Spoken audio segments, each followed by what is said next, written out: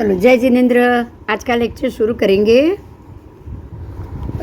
कल का जो गर्भस्थ शिशु का टॉपिक था उसी में थोड़ा बहुत यहाँ रह गया होगा, तो उसी को हम आगे कंटिन्यू लेंगे आज। ऐसा तो कल हो गया था पर शायद थोड़ा कुछ आयुष्य का और उसका बाकी रह गया हो, तो उसी से हम आज आगे चलेंगे। आओ।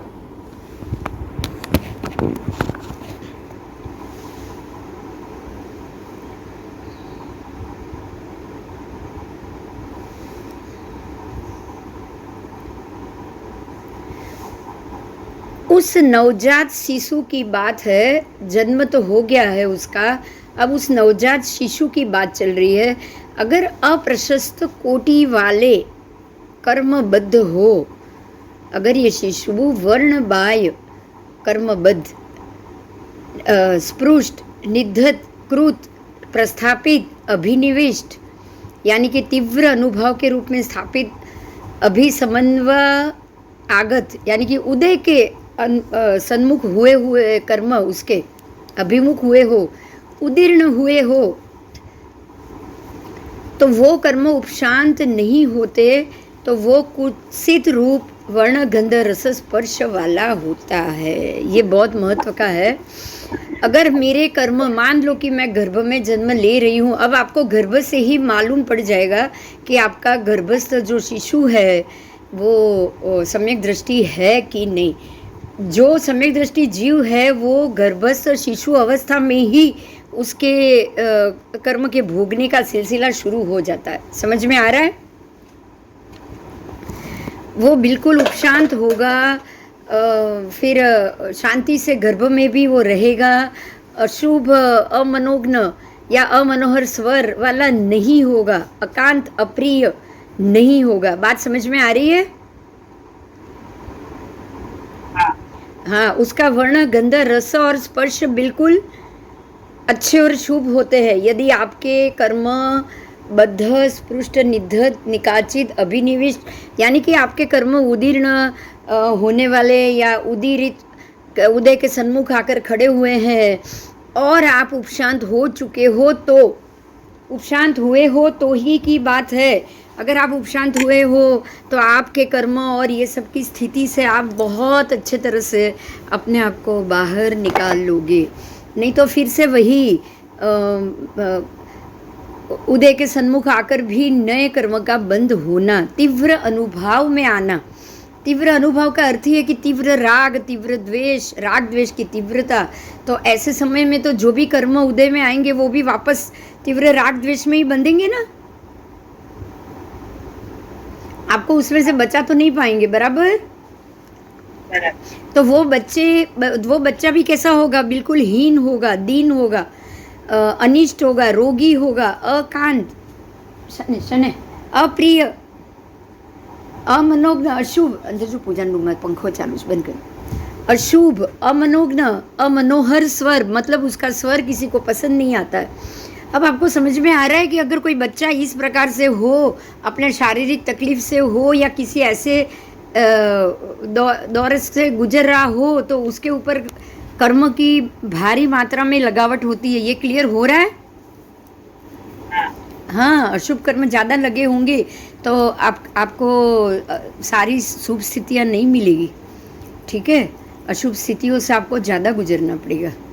तो उस नवजात शिशु के यदि वर्ण बाह्य यानी कि अप्रशस्त कोटि, प्रशस्त हो तो वर्ण बाह्य नहीं अभ्यंतर हो जाएगा, लेकिन ये वर्ण बाह्य है कर्म, तो ये अप्रशस्त कोटि वाले कर्म की बात है।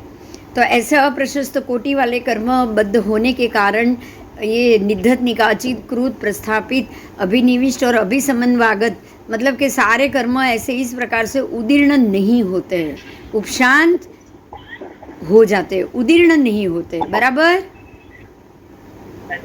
हाँ, अगर वो उपशांत हो गए हो तो वो श्रेष्ठ रूप वर्ण गंध रस और स्पर्श वाला बनेगा। बराबर? अगर आप उनके कर्म उदीर्ण ना हो और उपशांत हो गए हो तो, लेकिन उसकी जगह उल्टा हो कि वो उदय काल में आ गए हो और उपशांत नहीं हो, तो ये सब उससे उल्टा हो जाएगा। अहीन, अदीन, अकांत, अप्रिय, शुभ, अशुभ, अमनोज्ञ, अमनोहर, हीन, दीन, बिल्कुल उल्टा हो जाए। और अगर आपके सारे कर्म उपशांत हो चुके हैं, बद्ध, निद्दत, निकाचित, कुत्सित, ये सारे कर्म अभी उपशांत हो गए हैं, उदीर्णा में आ गए हैं, अब ये बाकी नहीं बचे, सत्ता में नहीं पड़े हैं, तब तो वो श्रेष्ठ रूप वर्ण गंध वाला होगा कि नहीं, उसी भव में मोक्ष जाएगा ना। हाँ, तो आप इस भव में मोक्ष जाने वाले हो कब से मालूम पड़ जाता है? आपके जन्म से पहले ना, पिछले जन्म से ही पड़ेगा ना, तभी तो आपका जन्म के वक्त बाल स्वरूप भी अच्छा होगा। देखो बच्चा गर्भ में है या गर्भ से बाहर आ रहा है, तब तो कोई कर्म नहीं कर रहा है ना। नहीं। तो अब ऐसे समय में वो अधीन हो, अहीन हो और श्रेष्ठ हो, आधे नाम कर्म वाला हो, कम कर्मबद्ध हो, तो ये कब तय हुआ? पिछले जन्म में या ये जन्म में? पिछले जन्म। ये तो आपका अंतिम जन्म है वो कब तय होता है? पिछले जन्म में। पिछले जन्म में। ये पहले भी चर्चा हो चुकी है, पता है ना। हाँ, तो इससे भी मालूम पड़ जाता है कि आपका आयु बंध एक भव पहले से ही निकालचित हो जाता है कि अगले भव में आपको मनुष्य रूप में जन्म लेके बिल्कुल श्रेष्ठ और मनोज्ञ होके, मनोहर लेके, आधे नाम कर्म लेके जन्म लेना है और इसी भव में आपको मोक्ष जाना है। ये आपके पिछले जन्म में तय हो गया ना। हाँ, जैसे कि श्रेणिक राजा और कृष्ण महाराजा, अब नारकी में थोड़ी उनका मोक्ष जाना तय होगा कि अगले भव में आप मोक्ष जाओगे नरक से बाहर निकल के। नहीं, वो तो पॉसिबल ही नहीं है, बराबर। हाँ, तो ये एक भव पहले ही तय हो जाता है, तभी आप उस भव में बिल्कुल स्वस्थ, सुंदर और मनोहर आदि नाम कर्म लेके जन्म लेते हो। समझ में आया? आधे नाम कर्म के साथ जन्म भी वही ले सकता है अगर आपके कर्म कम हो। कर्म ज्यादा होगा तो आपको ये स्थिति भी प्राप्त नहीं होगी, बराबर बराबर। तो इसी से आपको मालूम पड़ जाएगा आपके आयुष्य के बारे में। तो अब आयुष्य की बात की है, अब आयुष्य की बात की है। एकांत बाल मनुष्य, एकांत बाल मनुष्य क्या नरक का आयु बांधता है, तिर्यंच का बांधता है, मनुष्य का बांधता है या देव का बांधता है? ठीक है, नरक का बांध के वो नारकी में उत्पन्न होता है, तिर्यंच का बांध के वो तिर्यंच में उत्पन्न होता है, मनुष्य का बांध के मनुष्य में उत्पन्न होता है या देव का बांध के देव में उत्पन्न होता है। तो परमात्मा ने जवाब दिया है कि एकांत बाल मनुष्य नरक का भी आयु बांधता है, तिर्यंच का भी बांधता है, मनुष्य का भी बांधता है और देव का भी बांधता है। ठीक है, तो वो नरक का आयु बांध के नारकी में भी उत्पन्न होता है, तिर्यंच का आयु बांध के तिर्यंच में भी उत्पन्न हो सकता है, मनुष्य का आयु बांध के मनुष्य में भी उत्पन्न हो सकता है, देव का आयु बांध के देवलोक में भी उत्पन्न हो सकता है। तो एकांत बाल मनुष्य कैसा हुआ, आपको क्लियर हो गया होगा, बोलो। एकांत बाल यानी कि ये पंडित है, सम्यक दृष्टि है? नहीं है, नहीं है, वो बिल्कुल बाल है। बाल हम बोलते हैं ना, बच्चा है अभी, उसको अभी आगे के धोरण में ये गया ही नहीं है, आपको उससे ही मालूम पड़ जाएगा, बराबर। हाँ, सम्यक दर्शन के स्टैंडर्ड को उसने छुआ ही नहीं है। आओ, अब पंडित का आयु बताया है। पंडित बाल, पहले बाल मनुष्य था, पंडित मनुष्य। तो बनते एकांत पंडित मनुष्य किस प्रकार से आयु बांधता है? तो परमात्मा ने जवाब दिया है कि एकांत पंडित मनुष्य कदाचित आयु बांधता भी है और कदाचित आयु बांधा भी नहीं। समझ में आ रहा है? क्षायिक संकेती होगा, उदय में आ गया होगा तो आयु बांधेगा? नहीं। और क्षायिक संकेती नहीं होगा तो हो सकता है ना उसको आयु बांधना पड़े। दो तीन भव बाकी हो तो उसको बांधना पड़ेगा। कृष्ण राजा को क्षायिक संकित हुआ पर वो सत्ता में चला गया तो उनको आयु 2-3 बांधनी पड़ी ना। हाँ, उन्होंने तीर्थंकर नाम कर्म बांधा है, क्षायिक अभी नहीं बांधा होगा। पर श्रेणिक राजा ने तो क्षायिक बांध लिया है तो वो भी सत्ता में चला गया। हाँ, आओ, वो मनुष्य का आयु कभी बांधता है कभी नहीं बांधता है। अगर वो बांधता है, अगर वो मनुष्य का अगर वो बांधता भी है तो वो नरक का आयु नहीं बांधता, तिर्यंच का भी नहीं बांधता है, ठीक है, ना मनुष्य का बांधता है। वो अगर बांधेगा तो केवल देव का आयु बांधेगा, ना नरक का बांधेगा, ना नरक का बांध के नरक में उत्पन्न होगा, ना ही तिर्यंच का बांध के तिर्यंच में उत्पन्न होगा, ना ही मनुष्य का बांध के मनुष्य में उत्पन्न होगा, पर देव का बांध कर देव में जरूर उत्पन्न होता है। ये एकांत पंडित मनुष्य की बात की। पंडित मनुष्य सम्यकदर्शी, आपको पता है कि सभी जो भी भगवान ने तीर्थंकर नाम कर्म का उपार्जन करते हैं तो एक भव के लिए भी वो देव में जरूर जाते हैं, जाते हैं कि नहीं? जाते। तीर्थंकर नाम कर्म उपार्जन करने वाला सीधा यहाँ से पंडित मनुष्य है तो वो देव बनेगा ही ना। हाँ, मगर श्रेणिक राजा और ये रावण दोनों पंडित मनुष्य नहीं थे, बराबर? बराबर। उस भव में रावण तो पंडित नहीं था ना। नहीं। पंडित का अर्थ है वो सम्यक दृष्टि, आप ये ध्यान रखिएगा। पंडित का अर्थ हमको सम्यक दृष्टि ही करना है। सम्यक दृष्टि था नहीं, उसको मिला, पर पहले से था क्या? नहीं, पहले से होता तो नरक में ही जाने वाला जीव को पहले से तो हो ही नहीं सकता था। यहाँ आके हुआ, सम्यक दर्शन आया, पर आने के बाद भी नरक का आयु तो वो पिछले जन्म में बंधा हुआ होता है। इसीलिए नरक का आयु जब तक है वो सम्यकदर्शी बन के वहां जाए तो भी नरक में सम्यक दर्शन चला जाता है, राइट? पर नरक का आयु बाकी हो तो वो देव में नहीं जाएगा, ये भी ध्यान रखना है। यहाँ लिखा है ना, पंडित मनुष्य नरक देव में जाता है। पंडित मनुष्य देव का आयु बांधकर देव में जाता है, बराबर? पर अगर नरक का बाकी होगा तो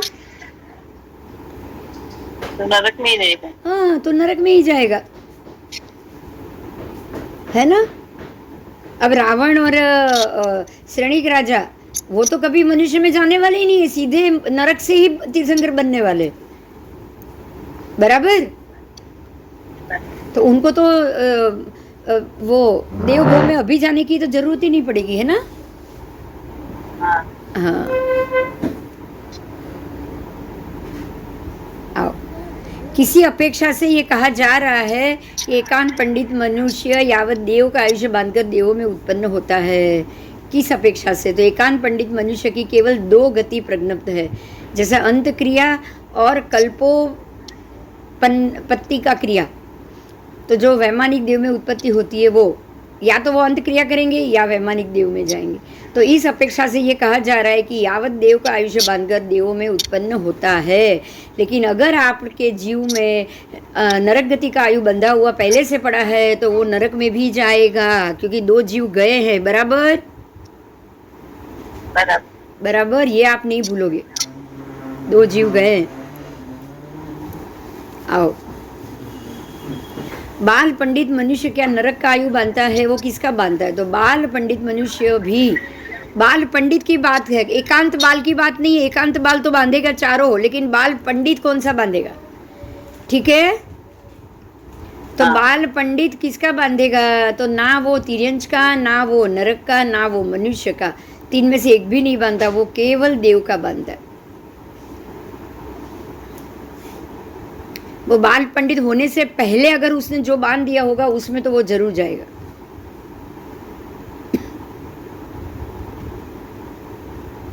बाल पंडित बनने के बाद वो उसका नहीं बांधेगा, नरक का और उसका, बराबर?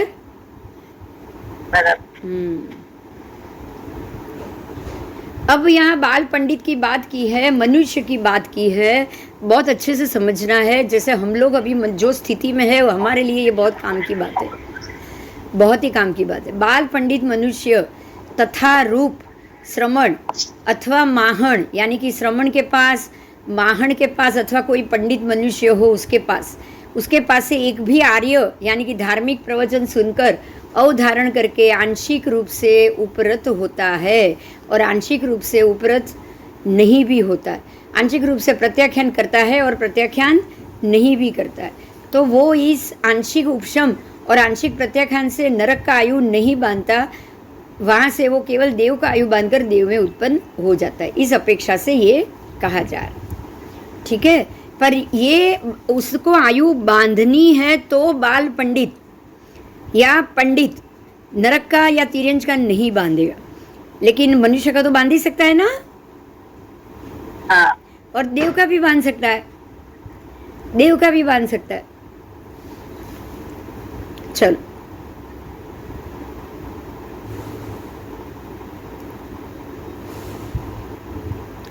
अब यहाँ ये आपका खत्म हो गया। अब थोड़ी क्रिया के मामले में जानना है, तो क्रियाएं क्या होती है, किस प्रकार से क्रिया करी जाती है।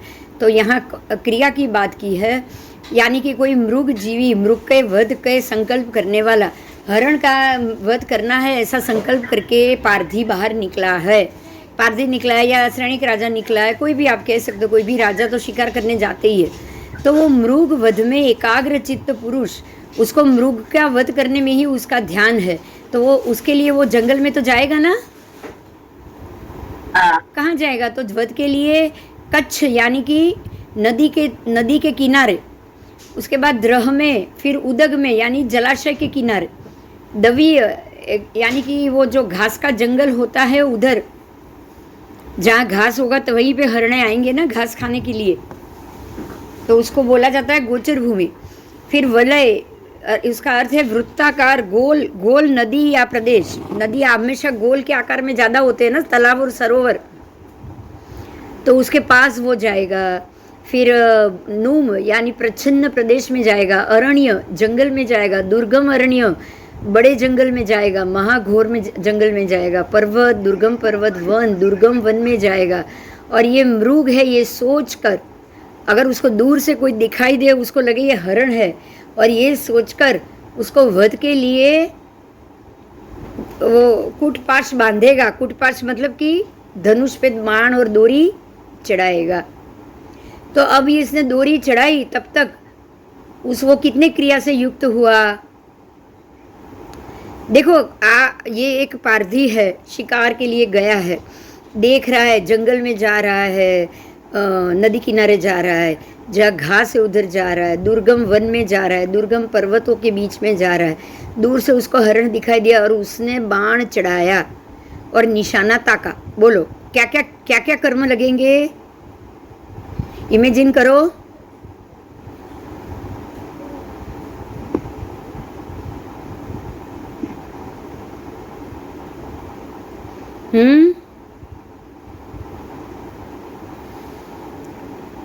बोलेगा कोई? मोनिया कर्म नाक, हाँ नहीं, वो कर्म नहीं है, वो कर्म नहीं। देखिए मैं इसके लिए मैंने पहले बताया था, फिर से याद दिला देती हूँ। 5 प्रकार की क्रिया होती है। कितने प्रकार की? 5। एक तो है काई की, काई, हाँ, दूसरी आधिकरणी की, तीसरी प्रादेशिकी। याद आ गया? हाँ, काई की, आधिकरणी की, प्रादेशिकी, ठीक है। काई की, आधिकरणी की, प्रादेशिकी, उसके बाद आती है ये, पहले ये 3 क्रिया आएगी, उसके बाद आएगी पारितापनी की, चौथी है पारितापनी की, और 5वीं है प्राणातिपाती की। समझ में आया? काई की, आधिकरणी की, प्रादोषिकी, पारितापनी की और प्राणातिपाती, 5 क्रिया। आप एक मृग की हिंसा करने वो पारधी जा रहा है, तो उसको ये 5 में से क्रिया लगेगी, तो एक के बाद एक क्रिया लगेगी ना, जब तक हत्या नहीं हुई तब तक। काई की भी लगेगी। वो शुरुआत से देखना है आपको। पहले उसने क्या किया, तो पहले तो उसने सोचा कि मैं जंगल में जाऊं, मृग का शिकार करने जाऊं, ऐसा सोचा ना। हाँ, तो सोच के उसने अपने धनुष बाण तैयार किए। तो तब तक कितनी लगी उसको? 3। कितनी क्रिया लगी? 3। पहली 3 कौन सी? जब उसने वो कुटपाश की रचना की, धनुष बाण की रचना की, डोरी वोरी चढ़ाई, बराबर। वो खाली उसकी रचना कर रहा है, अभी तक तो उसने मृग को बांधा भी नहीं और ना ही उसे मारा है, तो उसको खाली 3 ही लगेगी ना। देखो यहाँ बहुत अच्छे से भगवान ने समझाया है। ऐसा नहीं कि उसने शिकार सोचा तो पांचों की पांचों लग गई। देखो हम तो वही बोलते हैं ना कि आपने जो सोच लिया वो मन से कर लिया, वचन से भी हो गया, काया से भी हो गया। आप वही सोचते हो, बराबर। अभी तक हम वही सोचते थे। हम लोग अभी तक क्या सोचते थे यही कि एक बार मन में आ गया तो वचन कर्म में भी आ ही क्या समझना है। हम ये बोलते थे एक बार मन से सोचने से ये कर्म हो जाते हैं, राइट। राइट। आपको यहाँ ये समझना है कि खाली सोचने से पूरा नहीं लगता है, आधा ही लगता है। ठीक है, पूरा नहीं लगेगा। आप पूरा हो तब तक तो बच सकते हो, आधे में बच सकते हो। जैसे प्रसन्न चंद्र राजर्षि बच गए थे, बराबर। बराबर। अगर लगता ना सातवीं नारकी का आयु बांधना होता तो वो खाली सोचने से ही बांध देते ना। हाँ। वो लड़ रहे हैं ऐसा सोचने से ही बांध देते, लेकिन ऐसा नहीं है। खाली सोचने से कर्म बंद नहीं होता है। तीन प्रकार का, पहला तीन प्रकार का ही क्रिया लगेगी। वो है कायी की, आधिकरणी की और प्रादेशिकी। बस तीन ही लगेगी। कैसे कैसे समझो कि उसने पहले वो कूटपास की रचना की तो उसको अधिकरणी की लग गई। उसने अधिकरण इकट्ठे किए, अधिकरण इकट्ठे किए और वो प्रदेश में पहुंच गया मृग को मारने के लिए, तो प्रादेशिकी भी लग गई। हाँ, और जो ये सोचा कि भाई मुझे ये मृग को मारना है, तो जैसे ही उसने ये अधिकरण, अपने अधिकरण बाण और शिकार सब तैयार कर लिया, तो काई की भी लग गई ना। काया से तैयारी शुरू कर ली और जंगल में पहुंचना भी काई की होती है। हाँ, तो ये तीन करने से और बाण को कान तक, पणच तक चढ़ाना, तब तक सिर्फ तीन क्रिया लगती है। कितनी? तीन क्रिया। खाली तीन क्रिया। देखो ध्यान से, बहुत बढ़िया बात है ये। पांचों नहीं लग जाती, खाली सोचने से पांचों नहीं लग जाती। आओ, अब जो उसने भव्य कूटपाश की व्यवस्था करके जो बंधन आदि करेगा, कूटपाश को बांधेगा और हरण को भी बांधेगा, पर उसे मारेगा नहीं। अब उसने क्या किया, हरण को पकड़ लिया है, पर उसको हरण को उसने मारा नहीं है, उसको खाली बंधन में दिया है या फिर बांधा है, पकड़ के रखा है और बांध दिया है। तो उसको कितना लगेगा? मारा नहीं है तो 5 तो नहीं लगेगी ना, 4 ही लगेगी। पारितापनी की लगेगी ना, उसने उसको परिताप किया ना। हरण को बांधना ही एक प्रकार का उसके मानसिक परिताप मिलेगा ना हरण को, कि अब ये मेरे को बांध दिया तो अब ये मेरे को जरूर मार देगा, तो वो परिताप होगा उसको। हाँ, ठीक है। तो तब तक उसको खाली 4 क्रिया लगेगी, कायी की, अधिकरणी की, प्रादोषिकी और परितापनी की। अब अगर उसने कूटपास को बांधा भी है, मृग को भी बांधा है और उसको मारता भी है, तीनों कर रहा है, अब वो उसको मार भी रहा है, तो क्या क्या हुआ? पांचों लग गई।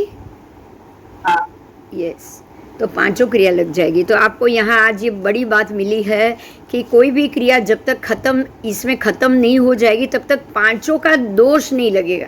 क्रिया तो शुरू हो चुकी है, 3 तो लग गई आपको, बराबर। कायी की लग गई, अधिकरणी की लग गई और प्रादेशिक की लग गई। ये 3 तो लगी गई, ये 3 तो लगी गई, क्योंकि आपने उस हिसाब से तो कार्य तो शुरू पहले से ही जैसे ही किया, आपको ये 3 लग गई। अब उसके बाद वो जिसको मारना चाहते हो उसको आप पकड़ कर लाए हो, तो जब तक पकड़ के रखा है, उसने आपको जीवित रखा है, तब तक पारितापनी की चौथी लगेगी, क्योंकि आप उसको त्रास दे रहे हो, बराबर। त्रास दे रहे हो, अभी तक मारा नहीं, त्रास दे रहे हो। और जब उसको मार डालोगे तब 5वीं क्रिया भी लग जाएगी।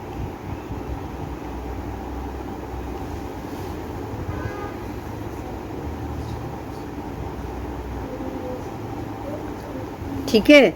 अब अगर कोई ये भी करता है ना, तापना करता है, घास जलाता है, कागज जलाते हैं, करते हैं कि नहीं?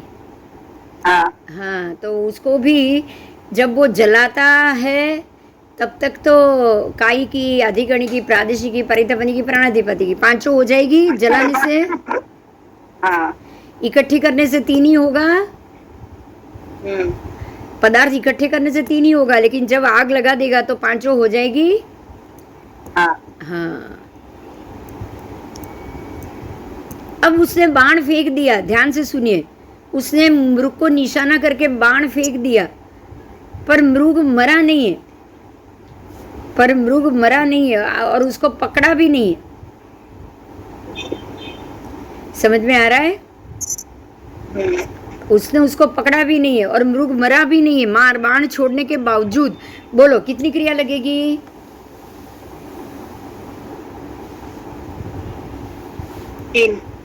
3 ही, बराबर 3 ही लगेगी। बच गया है मृग, तो मृग बच गया है तो इसका उसका दोष इस पे नहीं लगेगा। ठीक है, अब जो बाण मार रहा है और मृग को भी लग रहा है पर वो मरता नहीं है। ध्यान से सुनिए, मृग को बाण तो लग गया पर वो मरा नहीं। अब कितनी क्रिया? 4, क्योंकि परिताप तो हुआ ना। हाँ उसको परिताप तो हुआ, लगा है उसको बाण, वो मरा नहीं उतरा ही, पर उसको घा तो लगा ना। हाँ हाँ ठीक है, अब वो जो बाण फेंकता है उससे मृग डरता भी है और उसके प्राण हरण भी हो जाते हैं। तो अब कितनी लगेगी? 5 के 5 क्रिया लगे। देखो कितना बढ़िया समझाया है ना। हाँ हम तो वही सोच रहे थे कि आपने सोचा तब से ही मरना शुरू हो गया आपका। हाँ आपको 5 क्रिया लग जाएगी, हम यही सोचते थे।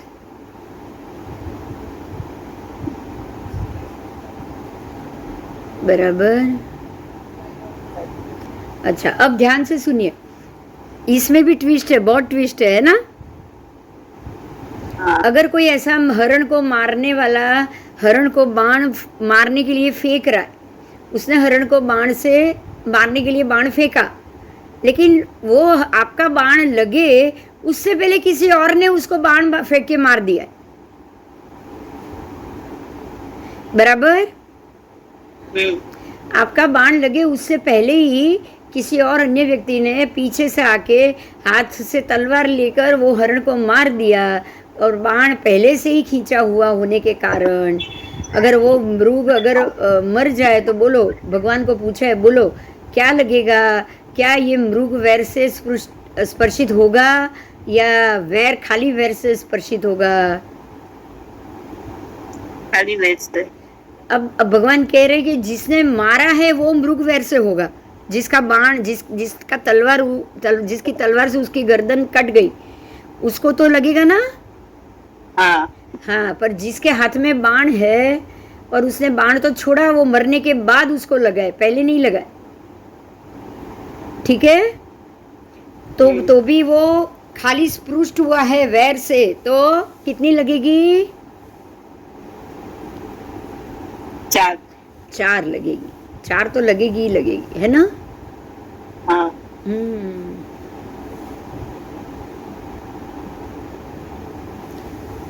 चलो,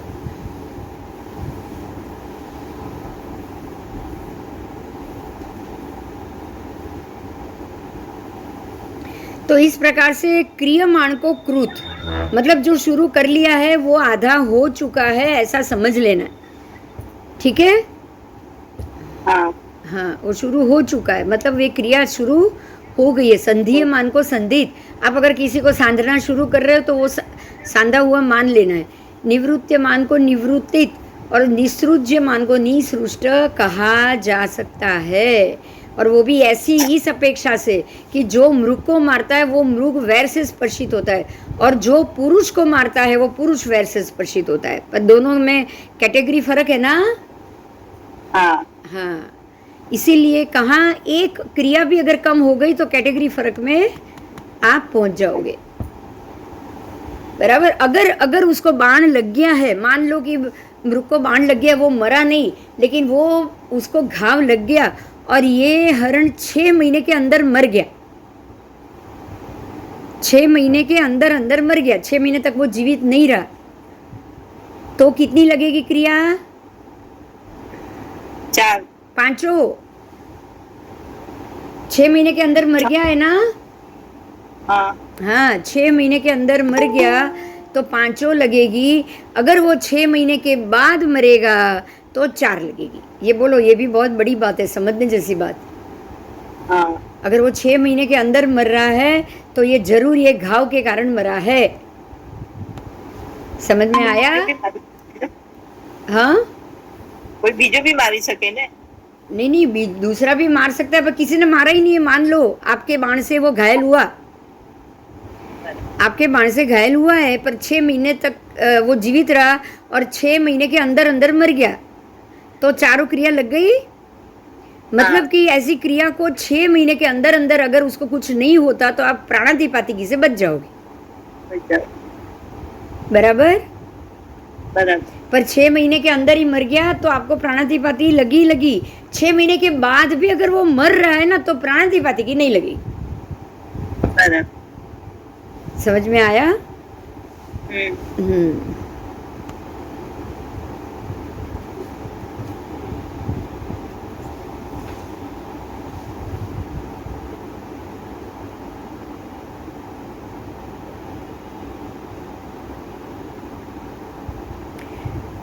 अब कोई पुरुष किसी और पुरुष को शक्ति नाम के प्रहरण से मारे अथवा अपने हाथ से तलवार द्वारा उसका सिर काटे तो वो उस पुरुष को, वह पुरुष को कितनी क्रिया लगती है?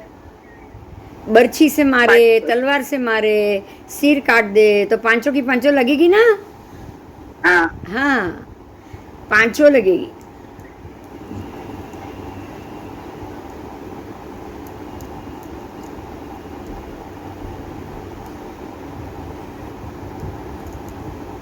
तो वो मनुष्य वैर से स्पृष्ट होगा।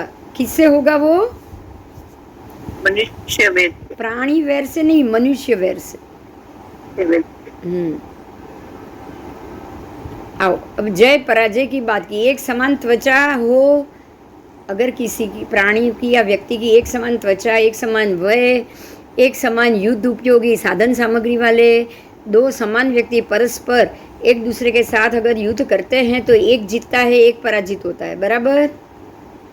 बराबर। हाँ, तो ऐसा क्यों होता है? भगवान कह रहे हैं, भगवान ने जवाब दिया कि जो वीर्य शक्तिमान है, वीर्य सहित है, वो जीतेगा, और जिसके अंदर शक्ति नहीं है, जो शक्तिहीन है, वो हारेगा।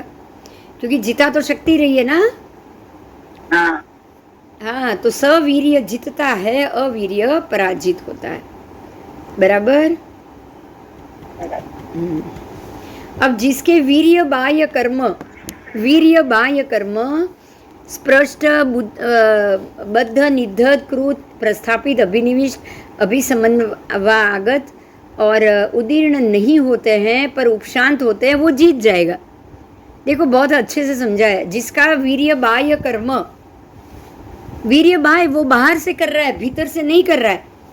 वो भीतर से कोई शक्ति का प्रयोग नहीं कर रहा है, वो बाहर से कर रहा है, जरूर पड़ने पर कर रहा है, बाकी अंदर से उसका मन नहीं मान रहा है। ऐसा भी होता है ना। सैनिक कैसे होते? दुश्मन को मारना नहीं चाहते हैं, लेकिन वीर्य बाह्य से तो मारने की जरूरत पड़ी तो मार देंगे ना। वैसे वो मारना नहीं चाहते, खाली समझाने से समझ जाए तो वो मारना नहीं चाहते। बराबर? बराबर। उसकी बात की है यहाँ कि भाई ऐसे उपशांत हुए हो, अगर व्यक्ति ऐसा उपशांत हुआ हो और वीर्य बाह्य कर्म बद्ध हो, स्पृष्ट हो, निधत हो, निकाचित हो, कृत हो, किए हुए हो, प्रस्थापित हो, उदय काल में आ गए हो या उदीर्ण के समय आ चुका हो और वो उदीर्ण नहीं हो रहे हो, उपशांत हो रहे हो, तो वो जीव जीत जाता है। क्योंकि उपशांत कर्म हो रहे ना। हाँ, उपशांत हो रहे, उपशांत हो गए हैं, उदीर्ण नहीं हो रहे, वो उपशांत हो चुके। उपशांत का अर्थ हो अभी वो आके खत्म होके शांत हो जाएंगे। कर्म का शांत होना मतलब क्या है? अब ये उत्पात नहीं करने वाले, उदय में आ गए, अब शांत हो जाएंगे। समझ में आ रहा है? हाँ, आप खुद उपशांत हो तो कर्म भी उपशांत हो जाते। तो वो पुरुष जीत जाता है, वीर्यवान है, वो शक्तिमान है, अपनी शक्ति से ही जीता ना। तो सवीर्य जीतता है और अवीर्य पराजित होता है। अब भगवान गौतम स्वामी ने पूछा कि भाई जीव कैसे हैं, सवीर्य कौन जीव होते हैं, अवीर्य कौन जीव होते हैं, प्रश्न होगा ना, किसी को भी होगा। तो भगवान ने जवाब दिया है कि जीव के दो प्रकार हैं, एक है संसार समापन्न जीव, एक असंसार समापन्न जीव। जिनको संसार में ही मजा आ रहा है ऐसा जीव, और जिनको संसार से वैराग्य हो चुका है ऐसा जीव। समझ में आया? हाँ। जिनको वैराग्य हो चुका है वो असंसार समापन्न हो गए, और जिनको संसार प्रिय है, अच्छा लग रहा है, जिनको वैराग्य नहीं चाहिए, वो संसार समापन्न हो गए। हो गए।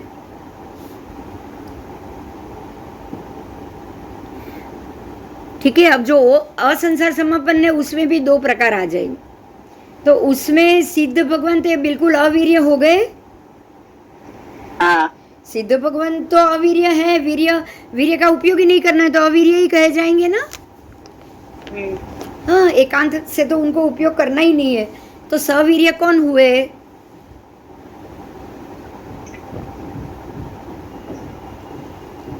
संसारी मानव। हाँ, सवीर्य कौन हुए? संसार असंसार समापन्नक में ही दो भाग है। अब वैरागी तो है ही है, पर अब वैरागी में कौन है जो सवीर्य है? तो आप ये बोल सकते हो ना कि जो शैलेशीकरण करने वाले केवली भगवंत है वो श्रुत ज्ञानी, चौद पूर्वी, जो इसी भव में मोक्ष जाने वाले हैं वो, ये सारे सवीर्य हुए। हाँ। इन्होंने दीक्षा ले ली है, संसार से वैराग्य आ चुका है, और अब सारे कर्म को खपा रहे हैं, तो सवीर्य ही हुए ना। हाँ। और संसार समापन्नक है वो तो कोई अपना कर्म खपा नहीं रहा है, वो तो नया बांध रहा है। और ये क्या कर रहे हैं? अपने कर्म खपा रहे। तो इसीलिए इनको अवीर्य कहा जाएगा। तो अवीर्य दो प्रकार के हुए, अवीर्य भी दो प्रकार के, एक है शैलेशी, दूसरे है सिद्ध भगवान। बराबर? एक शैलेशी तो दूसरा अशैलेशी। अशैलेशी भी हुए ना।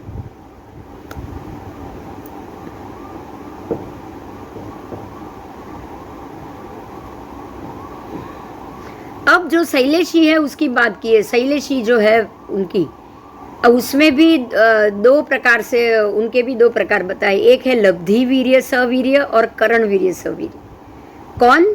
लब्धि वीर्य और सवीर्य। करण वीर्य। वीर्य सही तो है ही, पर एक है लब्धि वीर्य, एक है करण। मैंने बोला था आपको लब्धिकरण आएगा, पता है?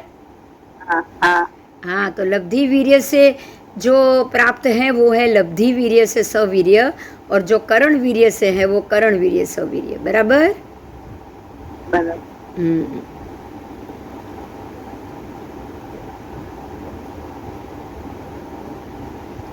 ठीक है। तो जो लब्धि वीर्य से सवीर्य है उसकी बात की है। जो अशैलेशी है वे सारे लब्धि वीर्य से सवीर्य।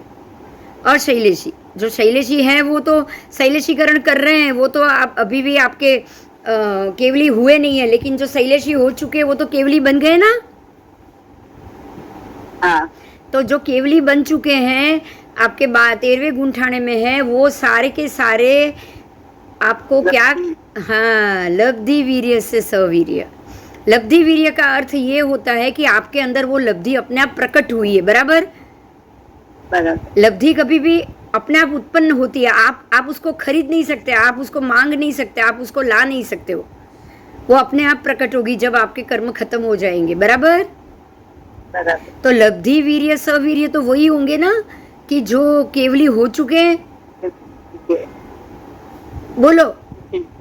सिद्ध भगवान। हाँ, जो शैलेशी हो चुके हैं। नहीं, सिद्ध नहीं, शैलेशी हो चुके हैं अभी भी 13वें गुंठाने में। अभी भी मनुष्य है वो, नहीं तो वीर्य कहाँ से आएगा? बोलो। बराबर। हाँ, सिद्ध भगवान तो आपको आगे ना, आगे सिद्ध भगवान तो अवीर्य है। तो सिद्ध भगवान अवीर्य, तो सवीर्य में कौन कौन आएगा? केवली भगवान। केवली भगवान, शैलेशीकरण, अशैलेशीकरण आएंगे ना। हाँ, बराबर। तो जो शैलेशी है वो लब्धि वीर्य से सवीर्य, और जो अशैलेशी है वो करण वीर्य वाले होंगे।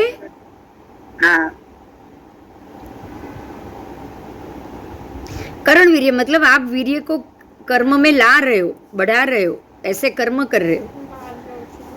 हाँ, तो बाकी सारे महात्मा जो अभी तक जिनको केवल ज्ञान नहीं हुआ है वो सारे सवीर्य हो गए ना, करण वीर्य हो गए कि नहीं? कौन हुए वो? करण वीर्य हुए? हाँ, संसारी मनुष्य ने कि संसारी मनुष्य ही, लेकिन केवल ज्ञानी नहीं बने, हाँ साधु ही है, मनुष्य नहीं, साधु है। मनुष्य तो है ही पर साधु में, अपने संसार में नहीं। अभी आप जो कर रहे हो ना, वीर्य वाले, करण वीर्य, लब्धि वीर्य, ये दोनों इसी भव में मोक्ष जाने वाले जीव है। बराबर पर एक का केवल ज्ञान हो चुका है, एक का केवल ज्ञान होना इसी भव में बाकी है। बाकी ऐसे भी महात्मा तो होंगे ना समूह में, जैसे गौतम स्वामी, केवल ज्ञान बाकी है।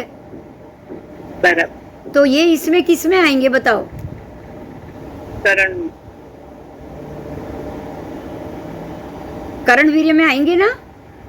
हाँ और ऐसे जो उनके शिष्य 50,000 जो केवली हो चुके, तो लब्धि वीर्य में जाएंगे। हाँ हाँ, ठीक है। अब नारकी की बात की, नारकी के जीव लब्धि वीर्य से सवीर्य है और करण वीर्य से सवीर्य और अवीर्य दोनों है। देखो ये बहुत महत्व का मुद्दा है, उसको समझो। नारकी के जीव लब्धि वीर्य से सवीर्य है, उनके पास लब्धि है ना, अपने शरीर को बढ़ाने की, घटाने की और सब शरीर की विकुर्वणा करने की लब्धि है कि नहीं? हाँ तो लब्धि वीर से सवीर्य हो गए, वैराग्य के कारण नहीं, लेकिन वैक्रिय शरीर छोटा बड़ा करने के कारण, हाँ तो वो लब्धि वीर्य से सवीर्य हुए। अब करण वीर्य से सवीर्य और अवीर्य दोनों है। कैसे? कुछ सम्यक ज्ञानी है और कुछ सम्यक ज्ञानी नहीं है, बराबर? बराबर तो जो सम्यक ज्ञानी है वो करण वीर्य से सवीर्य हो गए, हाँ और जो सम्यक दृष्टि नहीं है वो अवीर्य हो गए ना। हाँ बोलो कोई प्रश्न?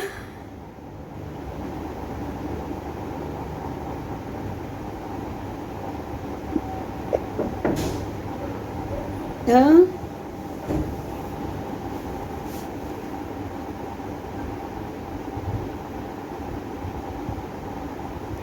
अब इनमें जो शैलेशी, अब मनुष्य की बात की है, सामान्य मनुष्य, क्या वो सवीर्य है या अवीर्य है? हम हमारे लोगों की तरह मनुष्य कैसे है, सवीर्य या अवीर्य? देखो वो भी मनुष्य ही थे, महात्मा थे, लेकिन उनमें सम्यक दर्शन और ये सब अलग था, तो सामान्य मनुष्य से तो अलग ही थे ना।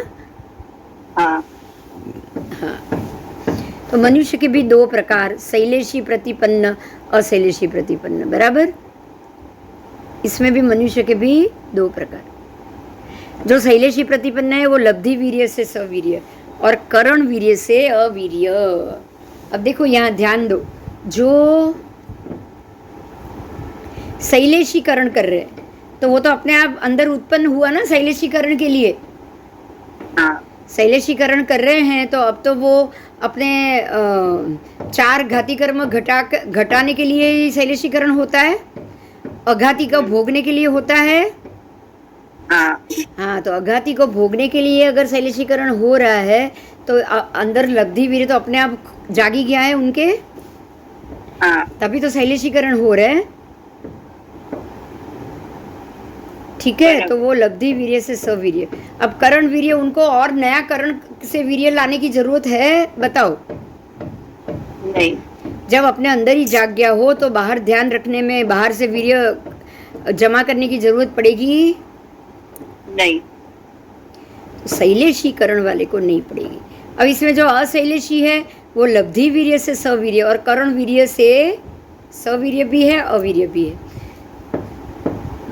अब अशैलेशी है वो भी लब्धि वीर्य से सवीर्य हो गए, क्योंकि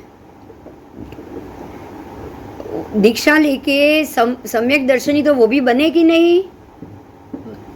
हाँ हाँ, वो सम्यक दर्शनी है तो ही लब्धि वीर्य से सवीर्य। और करण वीर्य इसीलिए कि अब आगे के कार्यों में शैलेशीकरण तक उनको पहुंचना पड़ेगा, इसीलिए करण वीर्य से भी सवीर्य है ना, बाहर से वीर्य इकट्ठा करना पड़ेगा, हाँ वीर्यांतराय कर्म को तोड़ना पड़ेगा, इसलिए वो सवीर्य है। और अगर कुछ नहीं करना है, करण वीर्य ही नहीं करना है, लब्धि वीर्य ही पर्याप्त है, इसी भव में मोक्ष जाने वाले, तो बिल्कुल करण वीर्य की जरूरत नहीं है ना। नहीं, तो अवीर्य, वो अवीर्य हो गए, अवीर्य हो गए मतलब अब वो स्टेबल हो गए, अपने आप जो कर्म आए उसको भोग देंगे, कोई अपना योगदान नहीं देंगे। तो अब हमको भी अवीर्य बनना है, करण अवीर्य, हमको क्या बनना है बोलो? अवीर्य, करण अवीर्य क्या बनना है? करण अवीर्य, आपको करण अवीर्य बनना है। लब्धि अवीर्य तो अभी हम है नहीं, पर करण अवीर्य हम जरूर बन सकते हैं। बराबर, तो हम करण अवीर्य बनेंगे और बाहर से कोई वीर्य लाके, वीर्य का उपार्जन करके कर्म खत्म करने के लिए उदीर्णा करना, ये सब करना हम छोड़ देंगे। जो उदय काल में अपने आप जो कर्म आएंगे उसी को शांत होके भोगेंगे। आपको कोई एक्स्ट्रा एडिशनल सब्जेक्ट चाहिए अपने आप को स्टेबल रखने के लिए? बोलो। नहीं, नहीं चाहिए। अपने आप ही होगा ना सब?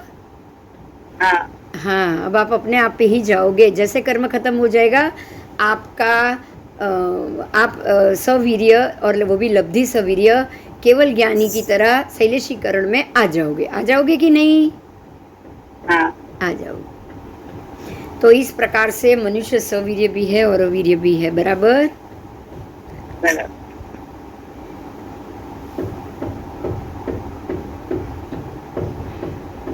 आगे जाएंगे। अब वाणव्यंतर, ज्योतिष और वैमानिक देव की बात है। नारकी के तरह ही उनको भी देखना है, ठीक है? उनमें भी लब्धि अवीर्य भी है ना, सवीर्य, लब्धि सवीर्य भी है और करण सवीर्य भी है। ये,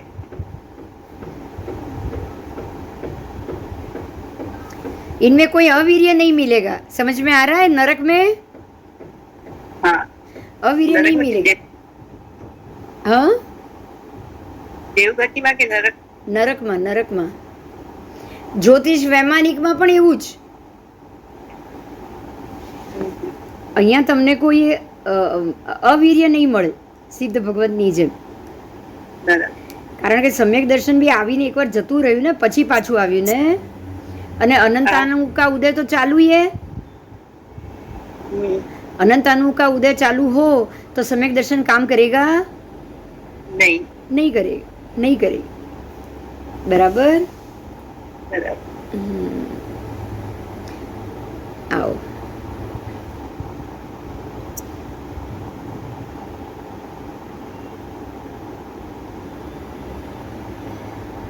चलो, आपका ये लब्धि वीर्य और अवीर्य का भी खत्म हो गया, समझ में आया ना? हाँ,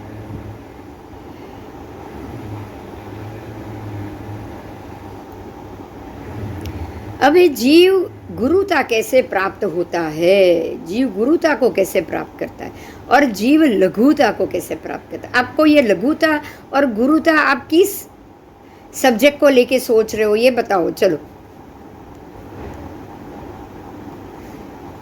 मान लो कि जीव में गुरुता आई तो कैसे कैसे उसका अर्थ करोगे? જે કર્મ કર્યા હોય ત્યારે ને, गुरुता કર્મ કર્યા હોય પાસ્ટમાં, नहीं नहीं नहीं नहीं नहीं, તો ઉચ્ચતા આવે। ना ना ना ना ना ना, आपने उच्च कर्म किया है, नीच कर्म किया है, उससे आपको आपको लघुता गुरुता नहीं मिल सकती। आपको पता है ये जो अगुरु लघु नाम कर्म जानते हो उसको थोड़ा भी? સારા વિચારો, સારા વિચારો, ना ना ना ना, अगुरु लघु नाम कर्म, पहले मैं ये बोलूंगी। अब परमात्मा का जो नाम कर्म की जो हमारे पास जो नाम कर्म के 93 प्रकार है, शायद 90 या 93, बराबर? नाम कर्म के विभाग शायद 90 या 93 जितने हैं। तो उसमें एक नाम कर्म है अगुरु लघु नाम कर्म, एक है गुरु लघु नाम कर्म है, दूसरा है अगुरु लघु नाम कर्म। एक है गुरु लघु नाम कर्म, एक है अगुरु लघु नाम कर्म। यहाँ आपको ये समझना है गुरु क्या है, लघु क्या है, उसका मतलब क्या है।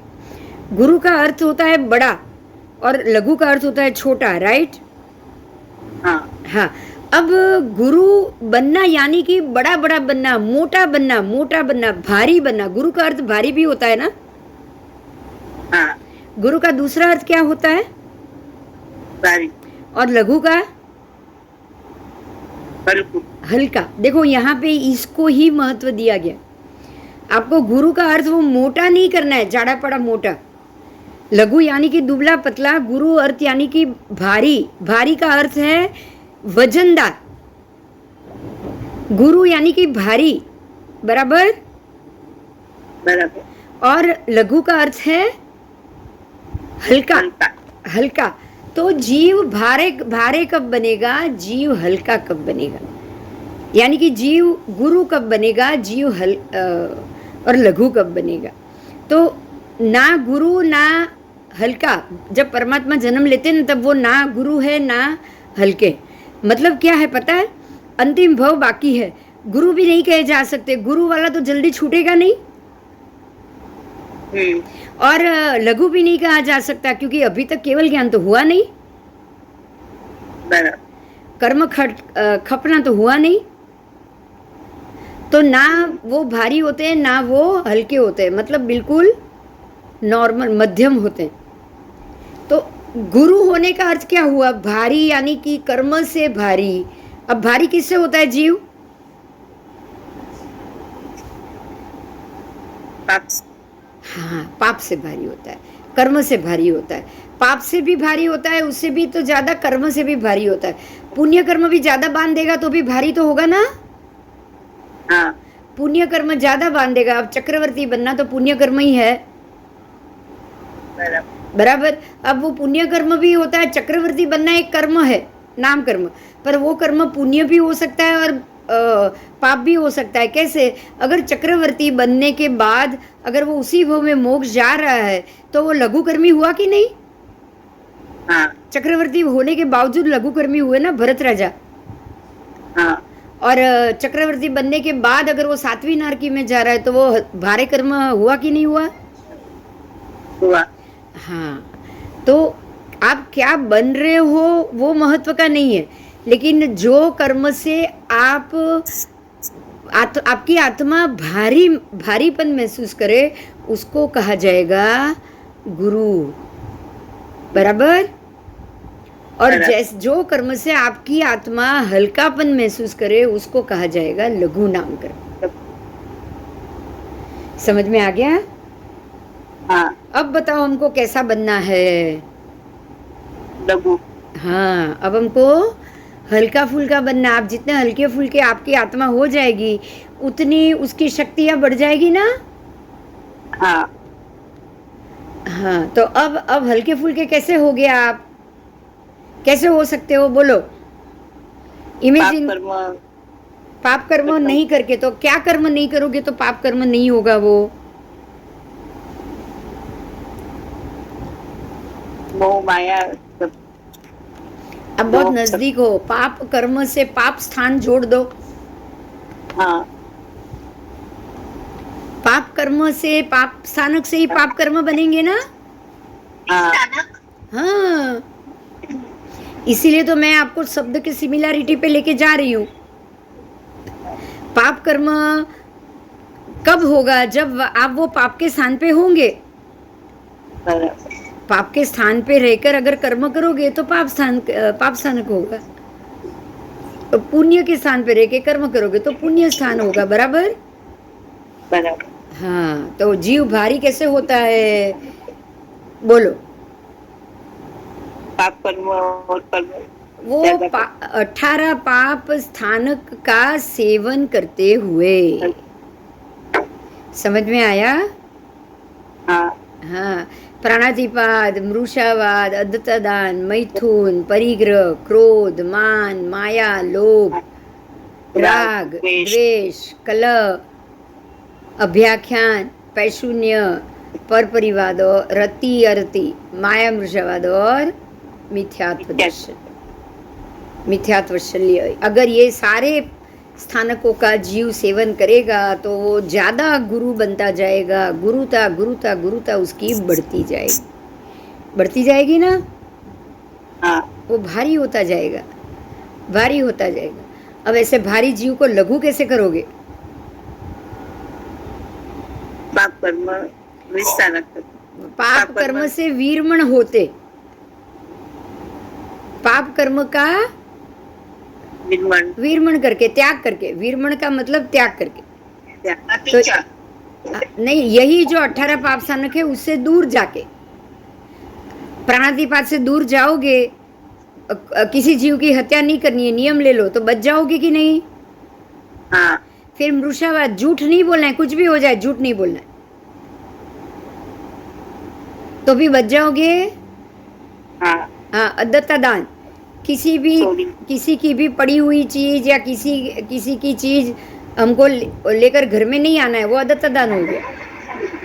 उसके बाद मैथुन, फिर परिग्रह, क्रोध, मान, माया, लोभ, राग, द्वेष, कलह, व्याख्यान, पैशून्य, परपरिवाद, रति, माया, मृषावाद और मिथ्यात्वशल्य, ये 18 के 18 पाप स्थानकों का वीरमण करना। क्या करना?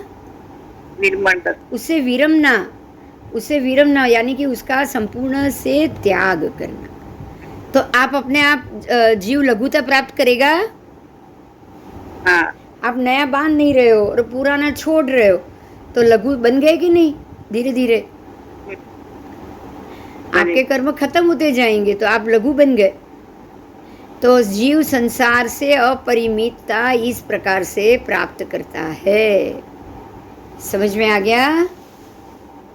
हाँ परिमितता यानी कि अटकना, आपको ये सबसे वीरमण हो गए तो अटक जाओगे संसार से, और ये सबको प्राप्त कर लोगे तो संसार को भी बढ़ाओगे, अपरिमित करोगे। अपरिमित मतलब कोई लिमिट ही नहीं, उतना संसार बढ़ जाएगा। समझ में आया? हाँ तो अब परिमित होने के लिए हमको ये सारे 18 पाप स्थानक छोड़ने पड़ेंगे। जीव संसार को दीर्घकालिक कैसे बनाएगा? अब तो ये इजी हो गया। चलो, लंबा संसार कैसे बनेगा?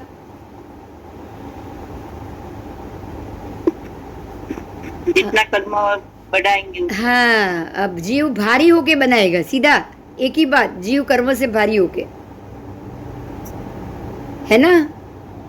हाँ और संसार को अल्पकालीन कैसे बनाएगा?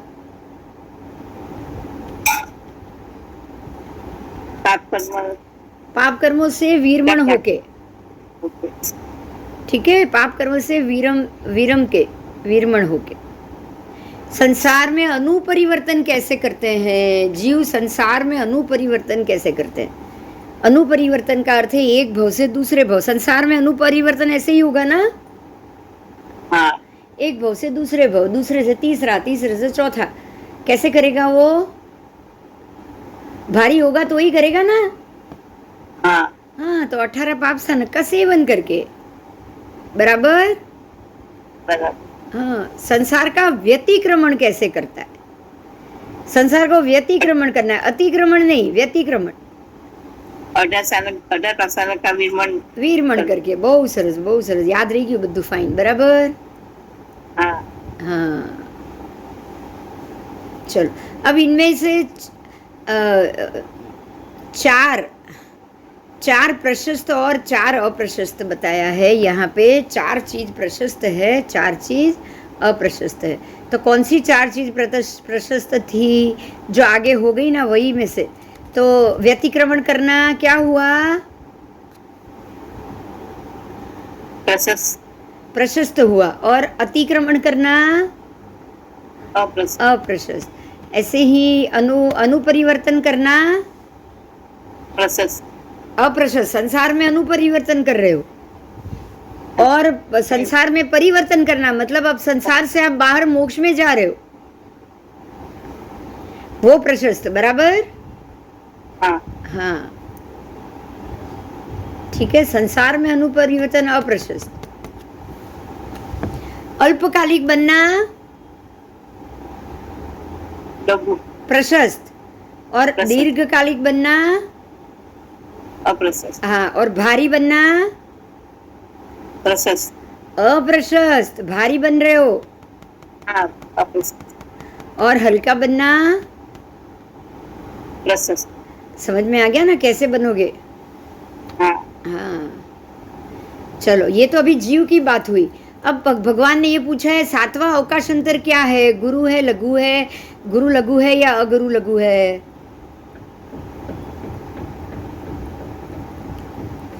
सातवां अवकाश अंतर गुरु है, लघु है? तो के ना गुरु है, ना लघु है, ना गुरु लघु है, परंतु वो अगुरु लघु है। कैसा है? अगुरु लघु। न भारी न हल्का। अगर भारी होता तो आकाश में ऐसे स्थिर रह पाता था? नहीं। और हल्का होता तो भी नहीं रह पाता ना, हाँ। उड़ जाता हल्का होता तो। समझ में आ रहा है? हाँ। हाँ, तो वो न भारी है ना हल्का है, वो अगुरु लघु है। बराबर। ऐसे ही सातवां घनवात, वो भी अगुरु लघु। सातवां घनोदधि, वो भी अगुरु लघु। अगुरु लघु तो नहीं है, सॉरी, गलती हो गई। हाँ, अगुरु लघु ही है। गुरु लघु ना गुरु है ना लघु है, न अगुरु लघु है, पर ये गुरु लघु है।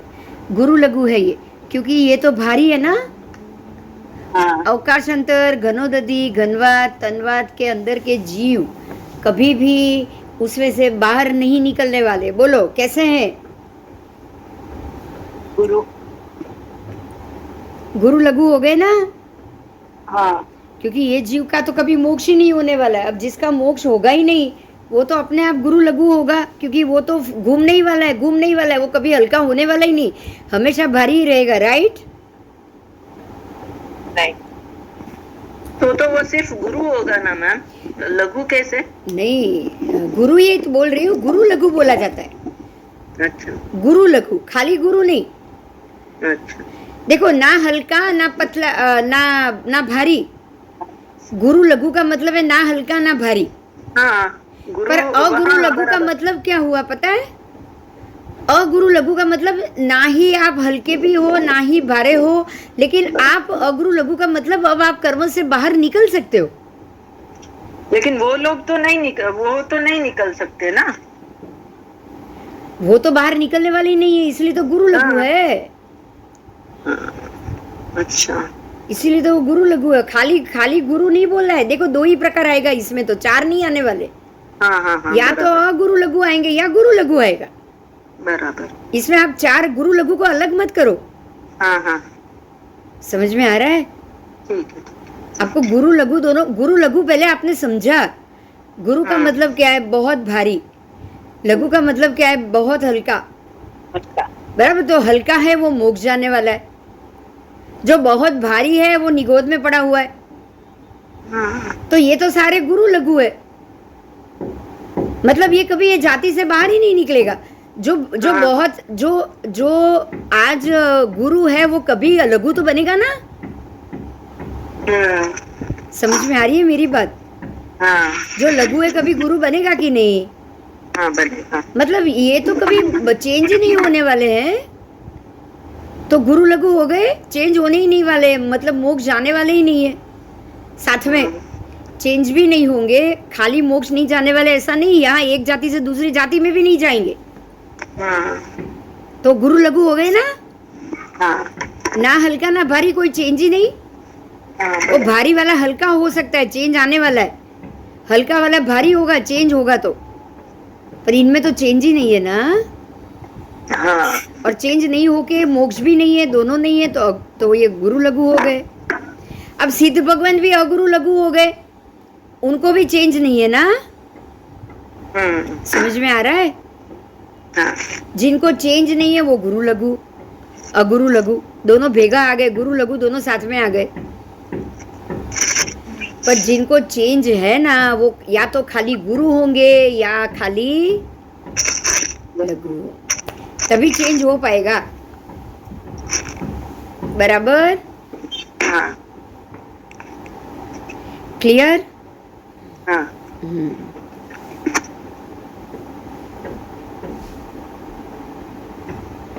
तो सातवां घनोदधि घनवात, सातवीं नरक पृथ्वी और सातवां तनुवात, ये सारे गुरु लघु है। ठीक है।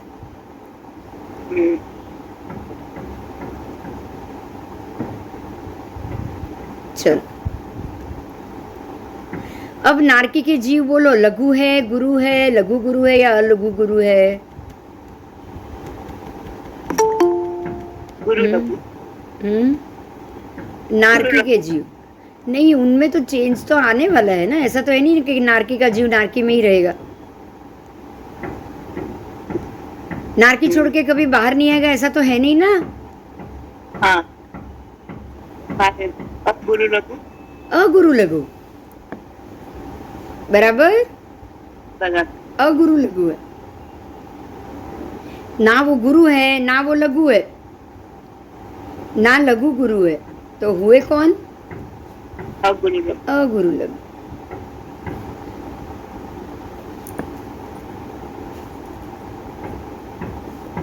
धर्मासिकाय क्या है? गुरु है, लघु है, गुरु लघु है या अगुरु लघु है? धर्मासिकाय का कभी अंत नहीं होने वाला। बराबर बराबर। हाँ, तो अगुरु लघु। अगुरु लघु ही आएगा, क्योंकि वो जीव भी तो नहीं है, अजीव है। अजीब है। अजीव है तो गुरु लघु तो होगा ही नहीं। कर्म से भारी तो ये होगा ही नहीं। ऐसे ही आकाश शास्त्री का है, वो भी कर्म से भारी होगा ही नहीं, अगुरु लघु ही होगा ना। हाँ। अब ऐसे ही जीवास्ती का है। जीवास्ती का है, बोलो क्या है? गुरु लघु। गुरु लघु। जीवास्ती का है तो आत्मा है वो, उसको तो मोक्ष में जाना ही जाना है, तो गुरु लघु तो मान नहीं सकते उसको। पुद्गलास्ती का क्या है? अगुरु लघु। पुद्गलास्ती का है, अगुरु लघु भी है और गुरु लघु भी है। ठीक है। अगुरु लघु भी है और गुरु लघु भी है।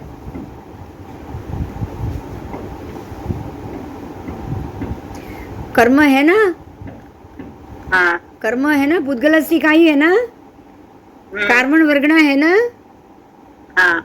हाँ, तो अगर वो गुरु लघु मतलब बड़ी मात्रा में भी तो लगी सकती है और वो हल्की भी हो सकती है। बराबर। इसीलिए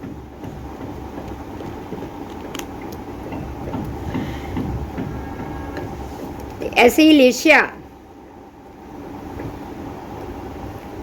ऐसे ही लेशिया। अब गुरु लघु द्रव्यों की अपेक्षा से ना वो गुरु है ना लघु है ना अगुरु लघु है, परंतु वो गुरु लघु है। ठीक है।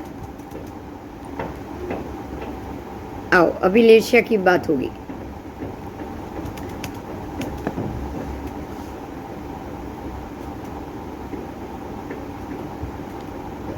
कहा गया पेज, कहा गया?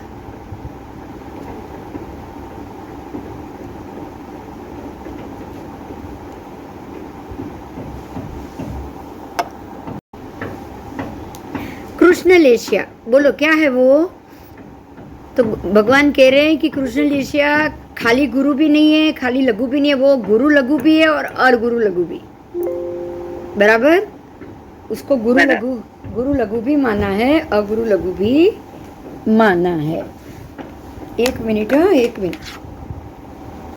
तो किस अपेक्षा से, गौतम स्वामी ने पूछा कि भगवान आप किस अपेक्षा से ये कह रहे हो कि कृष्ण लेशिया गुरु लघु भी है, अगुरु लघु भी है, दोनों कैसे हैं? तो भगवान कह रहे हैं वो जो द्रव्य लेशिया होती है ना, द्रव्य लेशिया, काला रंग, कृष्ण लेशिया यानी कि काला रंग, वो द्रव्य लेशिया है। तो वो हल्का काला, घेरा काला, तो हल्का काला होगा तो ये लघु होगा ना। लघु होगा। हाँ, और भारी काला होगा तो गुरु होगा।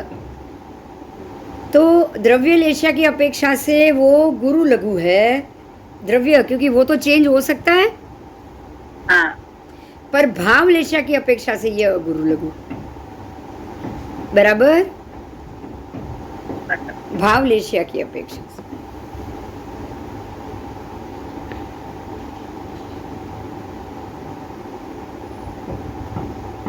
बराबर। शुक्ल लेशिया भी इसी प्रकार से, कृष्ण, नील, कापोत, सारी लेशिया को ऐसे ही गिनना है। ठीक है। अब दृष्टि, दर्शन, ज्ञान, अज्ञान और संज्ञा, ये पांचों अगुरु लघु है। पांचों कैसे हैं? अगुरु लघु। बोलो। अभी आपकी आंखों में जो दृष्टि है उसका कोई भी वजन है क्या? नहीं। आपके अंदर श्रद्धा है, उसका कोई वजन है कि मेरे में 5 किलो श्रद्धा है या 50 किलो हो गई है, बढ़ जाए तो 50 किलो हो गई, 500 किलो हो गई है, कोई वजन नहीं। उसके बाद ज्ञान, कितना भी पढ़ो आप पढ़ लो तो कोई दिमाग भारी हुआ नहीं। ज्यादा बहुत पढ़ लिया, अब तो आपका वजन दिमाग में बढ़ जाना चाहिए ना। हाँ। तो बढ़ा क्या? नहीं। ऐसे ही अज्ञान, हम बोलते हैं मूर्खता, कितनी भी ज्यादा हो, अगर आप लगेगा कि ये महामूर्ख है तो इसके दिमाग पे वजन ज्यादा होगा, ऐसा लगेगा? नहीं। अच्छा। और संज्ञा, आप देख सकते हो, कोई देख सकता है, कोई सुन सकता है, कोई बोल सकता है, और दूसरा ऐसा जीव जो डेड बॉडी, जो ना बोलेगा ना सुनेगा ना कुछ भी, तो जब वो जीवित था तब भारी था, अब वो डेड बॉडी हो चुका है तो उसकी संज्ञा का वजन हल्का हो गया, ऐसा होगा? नहीं। हाँ। तो ये अगुरु लघु हुए कि नहीं? हाँ। आपको ना ज्ञान का वजन लग रहा है ना अज्ञान का वजन लग रहा है, वजन किसी का नहीं लग रहा है, राइट? राइट। तो वो अपेक्षा से ये अगुरु लघु है। समझ में आ रहा है? हाँ। ऐसे ही इस अपेक्षा से सारी लेशियाएं भी तो अगुरु लघु हुई। भाव लेशिया, हाँ। द्रव्य में भार बढ़ेगा क्योंकि एक पहले काला लेप, दूसरा काला, तीसरा काला और काला होता जाए, 10 लेप लगाओ तो वजन बढ़ गया ना। हाँ। और भाव लेशिया में कितने भी, कृष्ण लेशिया वाले कितने भी कर्म बनते जाए, बोलो आत्मा पे ये लेप लगने से वजन बढ़ता है? नहीं, वजन नहीं बढ़ता है। समझ में आ रहा है? तो जो चीज वजन ना बढ़ाए वो क्या होगी? लघु। अगुरु लघु। अगुरु। अगुरु लघु जो वजन नहीं बढ़ाएगी, पर जो वजन बढ़ाएगी वो गुरु लघु हो जाएगी। हाँ। हाँ, वो हो जाएगी।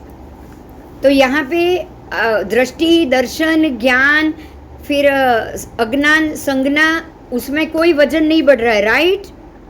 राइट। कितना भी लो वजन नहीं बढ़ रहा है, तो ये अगुरु लघु हो गया। हाँ। अब उसकी जगह उल्टे आओ, औदारिक शरीर, ये मेरा शरीर, ऐसा तो नहीं है ना कि इसका वजन नहीं है? नहीं। बच्चा मैं सब छोटी बच्ची थी तो मेरा वजन कम था, 10 साल की हुई तो और बढ़ा, 50 साल की हुई आज तो और बढ़ा है, 60 साल की में और बढ़ा है, या बढ़ता है या घट भी सकता है, तो ये क्या हुआ? गुरु लघु। गुरु लघु हुआ। बस, बराबर, परफेक्ट। ऐसे ही कार्बन शरीर, तो पहले के चारों शरीर गुरु लघु है। औदारिक, वैक्रिय, आहारक, उसके बाद तेजस, चारों चार कैसे हैं? गुरु लघु। इसके वजन है, चारों के वजन है। हाँ, गुरु लघु। चारों के वजन है तो ये गुरु लघु हो गए। ठीक है। उसका नाप भी है, कोई 6 फुट का है, कोई बिल्कुल इतना छोटा है कि नहीं? हाँ। और शरीर तो बनता है किससे? कार्बन वर्गणा। हाँ, कार्बन वर्गणा और पुद्गल वर्गणा और पृथ्वी का अपका सब इकट्ठा होके। हाँ। तो जो छोटा शरीर होगा उसका वजन कम होगा और जो ज्यादा शरीर होगा उसका ज्यादा होगा, तो वो तो गुरु लघु हो गया। हाँ। हाँ, पर कार्बन वर्गणा कैसा है? कार्बन शरीर कैसा है? अगुरु।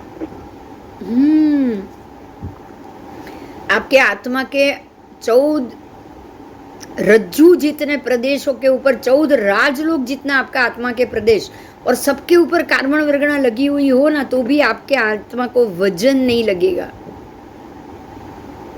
समझ में आया? हाँ। अब क्लियर हो गया? जिसका वजन महसूस ही ना हो, बड़े नहीं घटे नहीं, वो है अगुरु लघु। और जिसका वजन महसूस हो, कोई गुरु महसूस हो, कोई लघु महसूस हो, तो ये हो गया गुरु लघु। समझ में आया? हाँ। तो द्रव्य लेशिया की अपेक्षा से लेशिया गुरु लघु है, पर भाव लेशिया की अपेक्षा से ये सारी अगुरु लघु। शुक्ल लेशिया को भी आपको ऐसे ही समझना है। बराबर। उसके बाद मन योग वचन योग, काय योग का तो गुरु लघु आ गया, पर मन योग और वचन योग भी आएगा। तो मन योग वचन योग का क्या वजन है? नहीं नहीं, नहीं। तो मन योग और वचन योग दोनों अगुरु लघु, अब गुरु लघु, लेकिन काय योग गुरु लघु, गुरु लघु। फिर साकार उपयोग अनाकार उपयोग दोनों। साकार उपयोग जीव का आत्मा का साकार उपयोग हो या आत्मा का किसी ज्ञान का अनाकार उपयोग हो, बोलो भारीपन या हल्कापन महसूस होता है? नहीं नहीं, तो वो भी अगुरु लघु। तो सर्व द्रव्य, सर्व प्रदेश, सर्व पर्याय पुद्गलास्ति काय तरह ही जानना है। पुद्गल तो वजन है ना, हाँ तो सारे द्रव्य वजन में आएंगे, सारे प्रदेश हाँ। हल्का भारी आ जाएगा हाँ और सारे पर्याय भी हल्का भारी हो जाएगा। बराबर। बचपन, बराबर। बुढ़ापा, युवानी, बुढ़ापा, फिर लास्ट मरण पथारी, सब में वजन में फर्क है, तक है कि नहीं है? तो वो गुरु लघु है। अतीत काल, अनागत काल और सर्वकाल, वर्तमान काल, बोलो ये कैसे हैं? अब गुरु लघु, अगुरु लघु। मैं 60 साल की हो गई तो 60 साल के अतीत जितने वर्ष गए भारी होने चाहिए था, भारी होता तो मैं उठ ही नहीं पाती अभी। बराबर बराबर। बराबर। ठीक है, आओ। अब प्रशस्त भाव अप्रशस्त भाव की बात की है।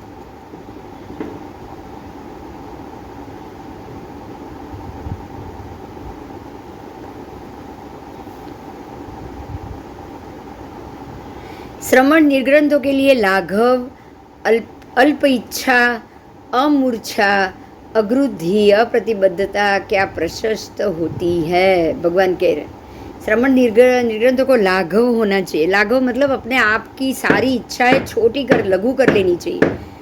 समझ में आ रहा है? अपना मन लघु संकुचित कर लेना चाहिए। राइट?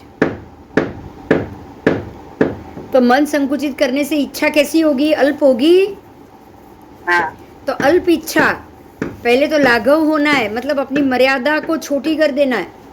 अपने रहने की मर्यादा, चलने की, उठने की मर्यादा, जरूर है उतना ही करना है। तो पहले लाघव, फिर अल्प इच्छा, उसके बाद अमूर्छा। इच्छा तो नहीं, अल्प इच्छा करो, लेकिन चीज नहीं मिली तो भी उसको शांति से सहन करो। नहीं मिली तो भी सुखी, और मिली तो भी सुखी। समझ में आ रहा है?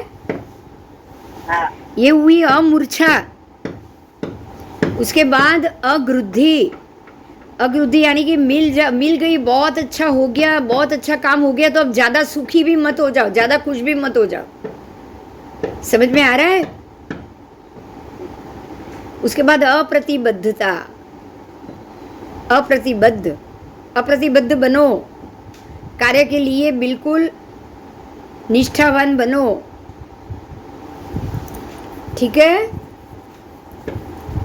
तो संसार में प्रतिबद्धता चाहिए या अप्रतिबद्धता चाहिए? प्रतिबद्ध, संसार के लिए अप्रतिबद्धता। પ્રતિબદ્ધ થવું છે ના સંસાર માટે. बोलो. संसार के लिए हमको कैसा होना चाहिए? अप्रतिबद्ध, अप्रतिबद्ध. हमको नहीं आना है, प्रतिबद्ध नहीं बनना है भाई. मोक्ष के लिए प्रतिबद्ध होना है. प्रतिबद्ध मतलब उसके लिए तैयार करना. बराबर. बराबर. तो अप्रतिबद्धता ही प्रशस्त होती है ना, कि प्रतिबद्धता प्रशस्त होती है? क्या होती है प्रशस्त?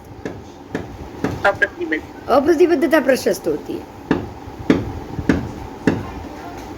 भगवान कह रहे हाँ, लाघव यानी कि लघुता में आ जाना, लघु उपयोग रखना, अल्पेच्छा, इच्छाएं भी अल्प कर लेना, अमूर्छा, किसी चीज के पीछे नहीं भागना, अग्रुद्धि, अगर नहीं मिले तो भी सुखी रहना, और अप्रतिबद्धता मतलब कि आप बिल्कुल संसार से बाहर आ जाओ, संसार के लिए प्रतिबद्ध ना बनो पर मोक्ष के लिए प्रतिबद्ध बनो. तो संसार से अप्रतिबद्धता होना, ये सब प्रशस्त है. ठीक है.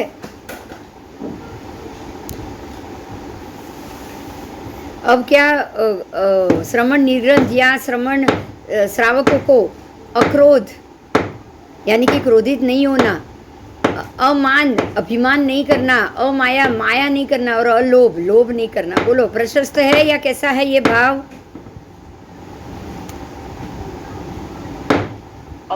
प्रशस्त है ना, लोभ नहीं करना है।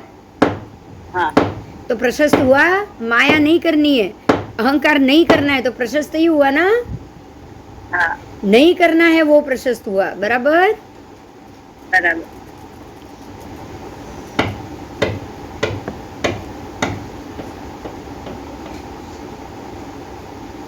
अब बहुत महत्व का मुद्दा है, ध्यान से सुनिएगा। क्या कांक्षा प्रदोष, कांक्षा यानी कि इच्छा यानी कि अपेक्षा यानी कि मर्जी, अभी आपने जो किया ना आगे ग्रुद्धि, उसके बाद अल्पेच्छा, लाघव अल्पेच्छा और मूर्छा, किसी चीज की तीव्र इच्छा, उसको ही मूर्छा कहा जाता है, कांक्षा को, बराबर। हाँ या ना? बराबर। अब अगर कांक्षा क्षीण हो जाए, कांक्षा अगर प्रदोष क्षीण हो जाए, मतलब कि अगर कांक्षा क्षीण हो गई तो मूर्छा भी क्षीण हो गई, हाँ इच्छा भी अल्प हो गई। हाँ हाँ, तो ये क्या होगा? प्रशस्त होगा या अप्रशस्त होगा? प्रशस्त। प्रशस्त होगा। तो ऐसे जिसकी इच्छाएं क्षीण हो जाए, ऐसे श्रवण निर्ग्रंथ या फिर मनुष्य क्या अंतकर है, अंतिम शरीरी है? ये तो क्वेश्चन हमको बहुत बार होता है, राइट?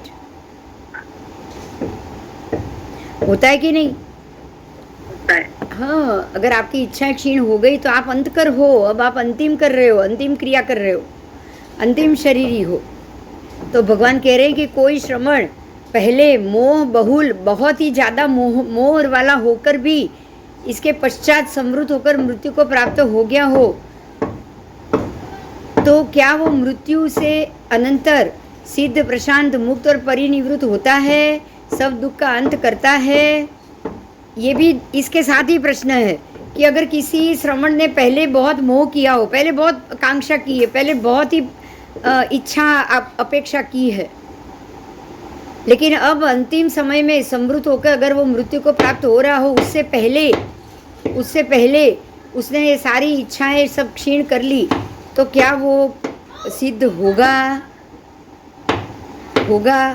तो भगवान कह रहे हैं हाँ, कांक्षा प्रदोष अपने आप क्षीण हो जाने पे वो श्रवण निर्ग्रंथ अंतकर या अंतिम शरीरी हो सकता है। समझ में आया?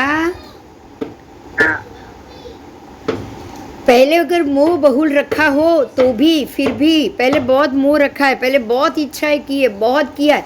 अब आपको पता है अर्जुन माली कितने लोगों को मारा था? 6 लोगों को रोज मारा है ना, 7 को। हाँ, वो पहले मारा है। अब अभी क्या है वो? अभी वो बिल्कुल उसके सारे मोह क्षीण हो चुके हैं, बिल्कुल समृद्ध होके वो मृत्यु को प्राप्त कर रहा है, वो भक्ति कर रहा है, सब कर रहा है। तो वो अंतकर हुआ ना, उसी भाव में मोक्ष गया कि नहीं? अब फिर से ध्यान से सुनिए। प्रसन्नचंद्र राजर्षि मोह बहुल हो गए थे, मारा मारी कर रहे थे, मार रहे थे सबको, बेटे को बचाना चाहते थे, तो मोह बहुल हो ही गए ना, सबको मार रहे हैं वो। लेकिन क्या हुआ? जैसे ही समझ में भान आ गया तो क्या हुआ? समृद्ध हो गए, तुरंत समृद्ध हो गए, तुरंत सब लीला संकेल दी। अरे छोड़ो, वो अपने आयु अपने नसीब का वो भोगेगा, कोई किसी के काम नहीं आने वाला है, मेरा भी कोई प्रयत्न उसको काम नहीं आने वाला है, उसके नसीब में जो होगा वही उसको मिलने वाला है। तो तुरंत समृद्ध हो गए, तुरंत संवर हो गए, तो केवली और अंतिम कर हुए कि नहीं हुए? मतलब क्या आ रहा है पता है आपको? आज बहुत बड़ी बात मालूम पड़ी है। अंतिम शरीर के लिए आपके अंदर, आपके आत्मा के ऊपर कोई भी पूर्व से आयुष्य का बंध नहीं होना चाहिए। अगर अंदर आयु का बंध नहीं पड़ा है तो अर्जुन माली जैसे साथ हत्या करने वाला भी मोक्ष जा सकता है। समझ में आ रहा है? 6 खंड को जीतने वाला चक्रवर्ती भी असंख्य लोगों की हिंसा करता है। असंख्य जीवों की हिंसा करता है, लेकिन फिर भी वो उसी भव में अपना अंतिम साध्य करके उसी भव में मोक्ष जा सकता है। मतलब कि अगर आप उसी भव में मोक्ष जाना चाहो तो आपके पूर्व जन्म के समय आप क्या कर्म लेकर आए हो, आप कितने मोह से गर्भित हो, ये कुछ भी मायने नहीं रखता। समझ में आया? हाँ। उसको मेहनत ज्यादा पड़ेगी और कुछ नहीं होगा। ज्यादा मोह बहुल होगा तो उसको मेहनत ज्यादा पड़ेगी, और जो मोह बहुल कम है उसको मेहनत कम पड़ेगी, उतना ही। लेकिन आप उसी भव को अंतिम कर सकते हो। समझ में आ रहा है? अगर कोई अंदर आत्मा में भव नहीं पड़ा हो तो ऐसा जीव अनंतर सिद्ध हो सकता है, प्रशांत हो सकता है, मुक्त हो सकता है, परिनिवृत्त हो सकता है, सारे दुखों का अंत कर सकता है और वो सिद्ध गति में जा सकता है। बराबर? कब करेगा ऐसा? अगर कोई आयुष्य का बंध नहीं पड़ा हो तो। पूर्व का ये जन्म में आयुष्य का बंध नहीं पड़ रहा है, क्लियर होगी ये बात? अगर ये भव में आयुष्य का बंध पड़ता तो मोह गर्भित तो पहले से ही है वो। तो जब वो मोह गर्भित था तब तक आयुष्य का बंध पड़ जाना चाहिए था। हाँ, तो बहुत अच्छे से क्लियर हो गया आज। ऐसा होता ना तो चक्रवर्ती के भव में इतना पाप करता है कि वो अवश्य नरक में जाता। बोलो, समझ में आ रहा है? हाँ। आयुष्य कर्म ही जोरदार है, मेरे को तो वही लग रहा है, बहुत अच्छा है। हाँ। पूर्व अगर आपके आत्मा के कोई अंकोड़े आयु के नहीं पड़े, आपने सारे खत्म कर दिए हुए, तो कहाँ से फिर से दूसरा भव? इसी भव में मोक्ष जाना है। फिर चाहे आप इसीलिए तो सारे क्षत्रिय राजा क्षत्रिय में जन्म लेने के बावजूद भी उसी भव में मोक्ष जाते। कौन सा आचरण पहले से जैन धर्म का होगा बताओ? नहीं। कुटुंब में होगा क्या? अब नेमनाथ भगवान की जान के वक्त अगर मांसाहार था तो क्या पहले कोई प्रसंग नहीं आया होगा मांसाहार का? आया ही होगा, खाते ही होंगे। बराबर? हाँ, पर जरूरी है कि जब समझ में आ जाए और तब आपके ऊपर आयुष्य का कोई अंकोड़ा नहीं पड़ा है तो ही आप उसी भव में मोक्ष जा सकते हो। तो आयुष्य का मुद्दा ज्यादा महत्व का हो गया। राइट? राइट।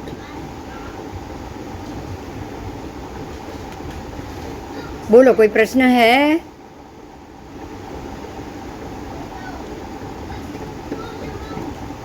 हाँ? नहीं। બહુ મજા આવી। अब પાછો ઓલો છે એક ભવમાં એક આયુ, આજે લઉં કે કાલે લઉં? આમ તો પહેલા થઈ ગયું છે, આજે થઈ જશે મને લાગે છે। લઈ લઉં? 10 મિનિટમાં થઈ જવું જોઈએ। લઈ લઉં? કારણ કે પહેલા થઈ ગયું છે ને, પહેલા 2 વાર થઈ ગયું છે ને। हाँ। अन्य, एक मिनट, अन्य ठीक से ऐसा आख्यान, भाषण, प्रज्ञापन और प्ररूपण करते हैं। ऐसा कहा गौतम स्वामी के, हे भगवान, एक जीव एक समय में 2 आयुष्य का बंध करता है। जैसे कि इस भव के आयुष्य का भी बंद करता है और परभव के आयुष्य का भी बंद करता है। मतलब इस भव में भी अगर आपको आगे और आयु बंद करना है तो भी आप कर सकते हो और परभव का भी कर सकते हो। जिस समय वो इस भव के आयु का बंद करता है उसी समय वो परभव का भी बंद करता है, और जिस समय इस भव में आयु का बंद करता है उसी प्रकार से परभव में भी आयु बंद करता है।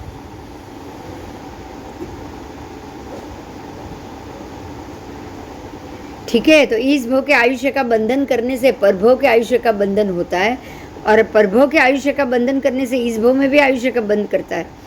इस प्रकार एक जीव एक समय में 2 आयुष्य का बंध करता है, इस भव के आयुष्य का और परभव के आयुष्य का। समझ में आया? हाँ, ये हमने पहले तो 2 बार आ चुका है, तो इजी है आपके लिए।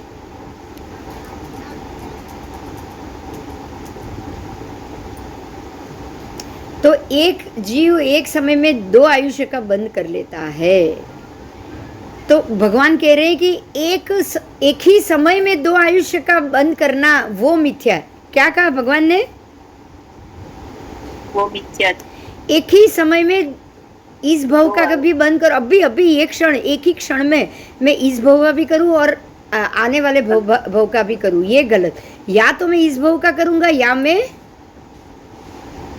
एक समय में एक ही आयुष्य का बंद होगा। एक समय में दो आयुष्य का बंद कभी नहीं होता है। भगवान ने ऐसा कहा। समझ में आया? हाँ। या तो मैं ये भोग का करूंगी या तो मैं परभोग का करूंगी। ऐसा नहीं कि एक ही कर्म है और ये दो भोग का आयु कर दूं। ये तो नाइंसाफी हुई कि नहीं? हाँ। कर्म एक ही कर रहे हो और इस भोग का भी आयु बांधो और परभोग का भी बांधो, ये संभव है? नहीं। नहीं। तो जिस समय जीव इस भोग का आयु बांध रहा है तब वो परभोग का नहीं बांध रहा, और जब वो परभोग का बांध रहा है तब वो इस भोग का नहीं बांध रहा। ठीक है? और इस भव के आयुष्य का बंद करने से अगले भव में भी ये आयुष्य वापस आएगा, तो दो बार तो आ नहीं सकता ना। नहीं। हाँ, तो वो भी संभव नहीं। और परभव में आयुष्य आने वाला हो, अगर उदय काल में नरक गति रावण को परभव में आने वाली थी, तो ये भव में भी क्या नरक में गया? नहीं। नहीं, तो वो भी संभव नहीं। नहीं। तो इस प्रकार से जीव एक समय में एक ही आयु का बंद करता है, या तो वो ये भोग का करेगा या फिर वो आने वाले अगले भोग का, आने वाले भोग का करेगा। समझ में आ गया? हाँ। चलो, तो ये आज आपका टॉपिक पूरा हुआ। बहुत अच्छा था नहीं आज? बहुत बहुत बहुत अच्छा था, बहुत अच्छा था। कोई प्रश्न है? नहीं। नहीं नहीं। तो आज आपने पांचों क्रिया सीखी और खास करके गुरु लघु अगुरु लघु सीखा है ना? हाँ। ये बहुत महत्व का था। आयुष्य का तो पहले सीख लिया था, लेकिन ये गुरु लघु, गुरु और लघु, और खास करके ये हाँ गुरु लघु। हाँ, गुरु लघु और 5 क्रिया, ये बहुत महत्व की थी आज। Yes yes yes. चलो, रजा ले। हाँ। चलो, कोई प्रश्न नहीं है तो जय जिनेंद्र। जय जिनेंद्र। जय जिनेंद्र। जय जिनेंद्र।